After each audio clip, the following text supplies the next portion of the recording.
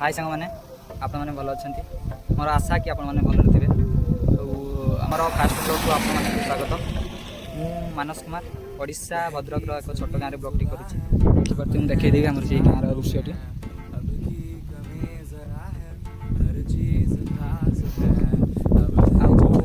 Education विषय कहवाक गले 10th पास करा बर्तमान ड्राइविंग करुँची। ड्राइविंग करने सांगे जो फांका टाइम देखी मुझे भाविली ब्लॉग करी आउे स्टार्ट करदेली ब्लॉग करवा। तो खाली तो ब्लॉग कले हेनी आपण मानकर भल पाइबा और सपोर्ट दरकार।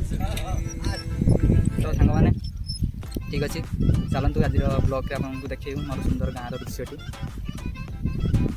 देखिपे आम गाँव दृश्यटी केते सुंदर। गाँव दृश्य मान तो आप जानी एक भिन्न प्रकार दृश्य। आउ एबे वर्तमान होची हमर शरत ऋतुर टाइम।